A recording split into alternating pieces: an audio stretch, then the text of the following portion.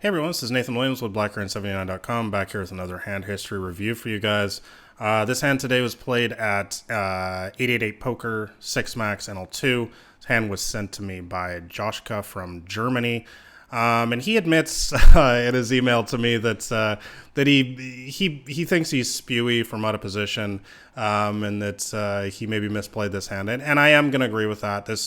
When people send me their hands, my goal is not to trash their play or anything like that. My goal is always to help. So I think that this hand will be useful for you guys in just seeing some sort of mistakes in the play. So let's just get right into it here. So Villain 17, who Joshka describes this player to me as a fishy type player. He's playing 37% of his hands, 24% raising, and a 4% aggression factor. So that's kind of it's a little bit of a aggro fish, we'll call it. Not a complete maniac, but an aggro fish, we'll say. So he comes in for the mini raise, and Joshka decides to make the call from the big blind, which I completely agree with. I think that's standard. You could throw in a 3-bet from time to time here, but I would much rather do that against a regular. I don't want to do that against a half-stack fish.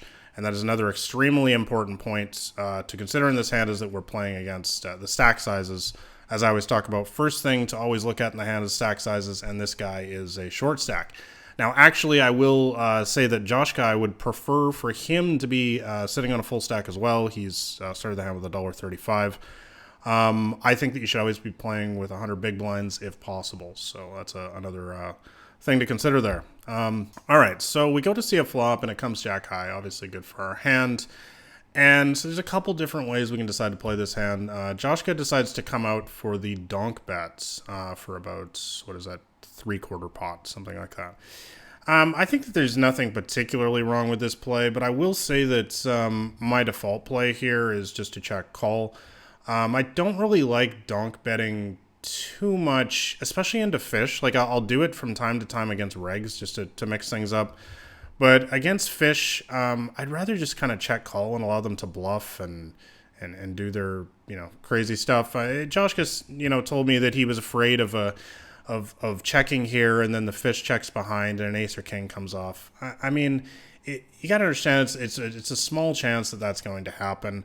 And a lot of the times the fish is just going to bet at the flop anyways. I think Joshka told me this guy only bets the flop 59% of the 59% of the time, which is, it's almost 2/3.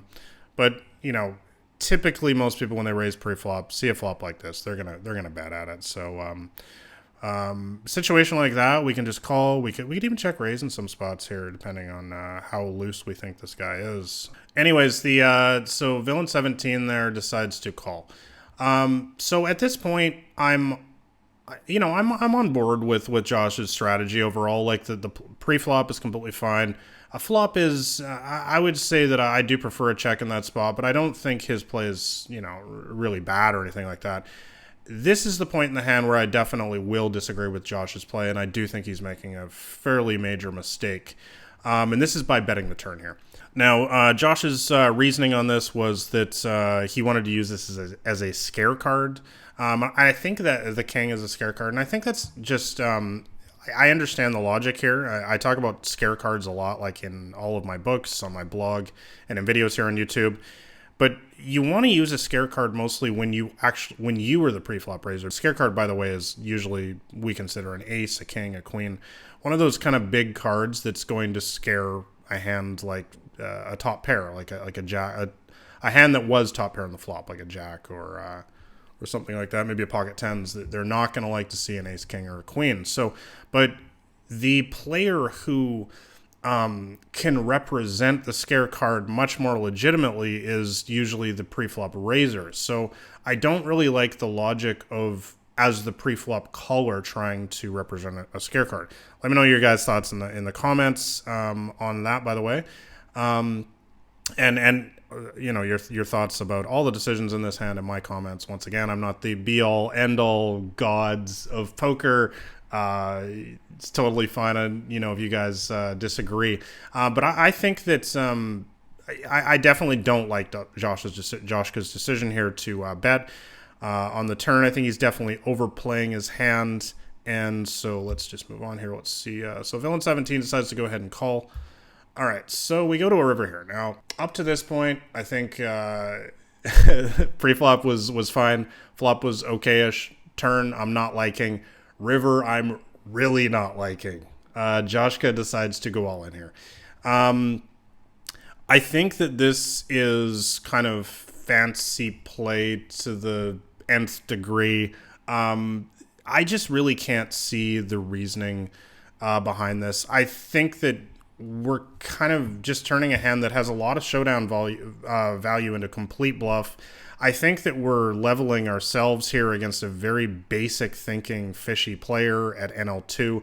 So my overall thoughts on this hand is that this is definitely the kind of play that I think that you don't want to get into this kind of fancy play kind of stuff at NL2. You just want to keep it much more sort of textbook, check call, check call throughout the hand, honestly, would be fine.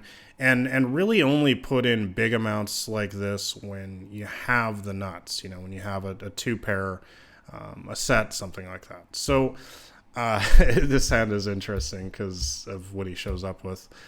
He hits the old flush on the river there. Obviously pretty disguised flush and stuff, but I hope that I made this point clear for you guys. I hope this hand was useful for you as well, Joshka. Again, this is all about helping you get better and helping you guys. There's many hands that you guys send me that I think you played great as well. I'm not ever trying to rip anyone apart here.